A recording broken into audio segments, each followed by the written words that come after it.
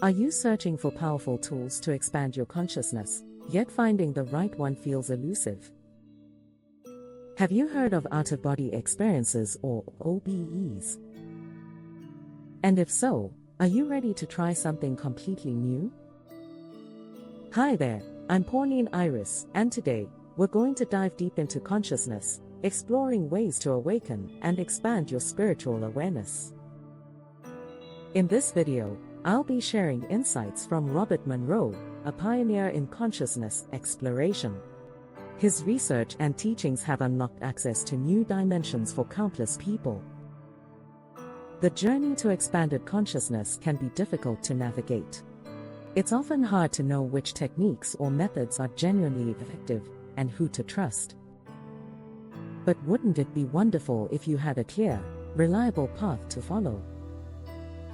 In this video, we'll explore a powerful practice named OBE, out-of-body experience or astral travel, and the science of binaural beats, which can help us access higher states of awareness and self-discovery.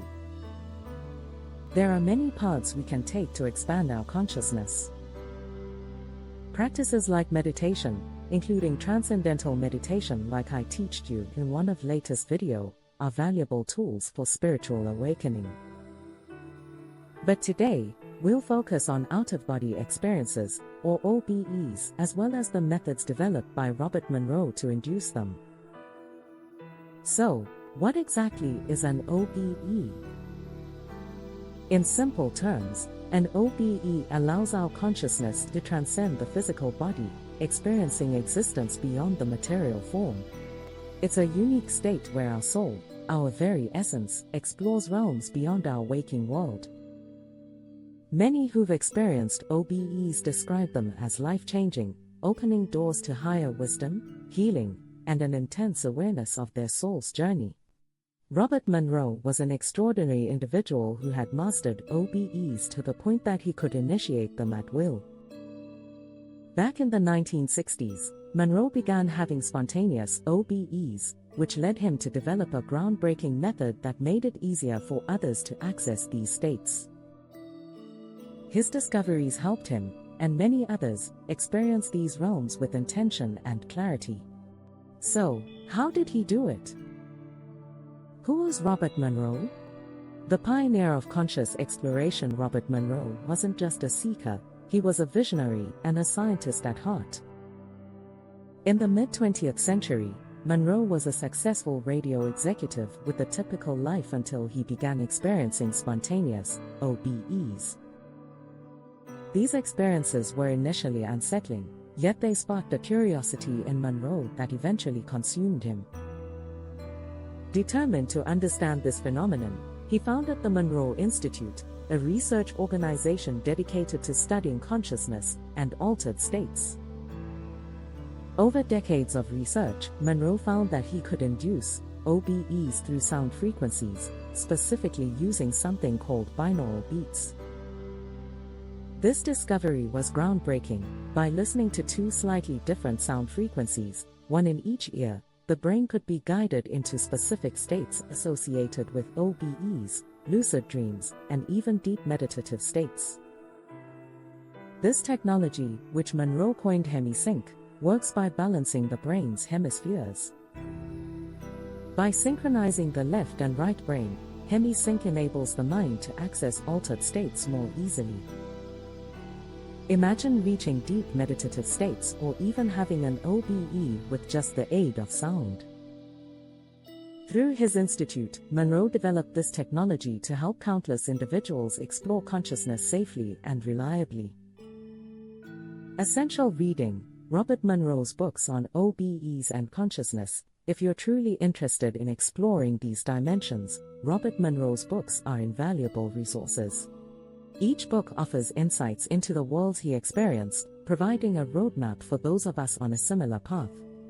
Journeys Out of the Body. This first book is where Monroe shares his early experiences with OBEs and his attempts to understand them. Monroe recounts his initial struggles, fears, and, ultimately, the profound awakening that these experiences brought. If you're new to OBEs, this book is a perfect introduction. Far Journeys. In his second book, Monroe delves even deeper into consciousness exploration. He describes realms beyond the physical and introduces readers to the concept of non-physical guides who assist us on our journey. Far Journeys is particularly enlightening for those curious about the different planes of existence and the interconnectedness of all beings. Ultimate Journey. In this final book, Monroe explores the meaning of life and our soul's purpose. He shares discoveries about past lives, parallel lives, and even lives on other planets. For anyone seeking a deeper understanding of the soul's journey and our multidimensional existence, Ultimate Journey offers invaluable wisdom. Each book is a journey in itself, leading us to a greater understanding of our true nature and our place in the cosmos. Now, let me share a bit about my own experiences with OBEs and the Monroe method. As a child, I experienced spontaneous OBEs, and for me, it was just a natural part of life. However, as I grew older, these experiences faded. It wasn't until my 30s, after a spiritual awakening, that OBEs began happening again. This time, I was determined to explore them fully and understand what they could teach me. When I discovered Robert Monroe's techniques, it was like finding a key to a hidden door. Through the Monroe method and Hemi-Sync, I was able to induce OBEs with much greater ease and clarity. And these experiences weren't just out-of-body adventures, they became journeys of profound spiritual awakening. Through OBEs, I connected with spirit guides and accessed higher planes of existence. I began to understand that we are truly multidimensional beings, with lives that stretch across time, space, and even other worlds. I saw glimpses of my past lives, parallel lives, and lives on other planets. And with each experience, my understanding of myself and my soul deepened. The Monroe method gave me a clear, structured way to master OBEs. It allowed me to explore dimensions that offered healing, wisdom, and guidance. Through these experiences, I've come to see that our soul's journey is vast and interconnected with the cosmos.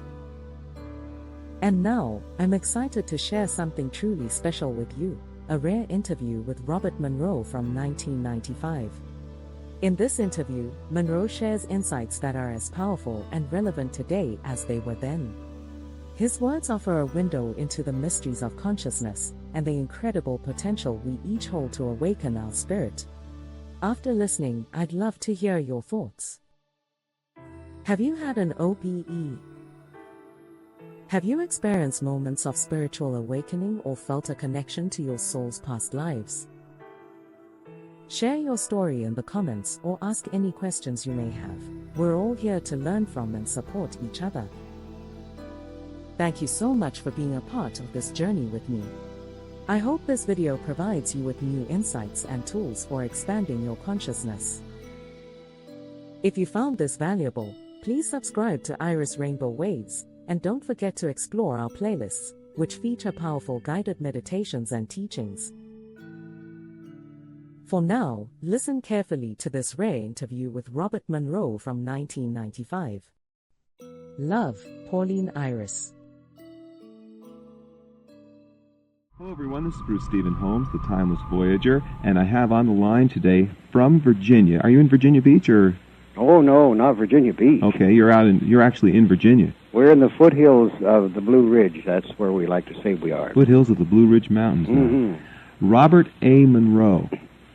Robert Monroe has written two books that I'm familiar with at this point, Journeys Out of the Body and Far Journeys.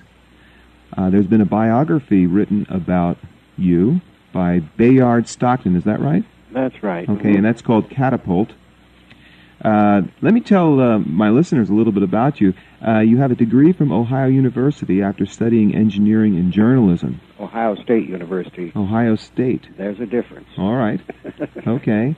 And you then entered the broadcasting industry, and in 1939 went to New York, where you created and produced over 400 radio and TV network programs. So I feel gratitude that you're even talking to me here on the radio. Well, you shouldn't feel gratitude, just have fun, that's all. All right.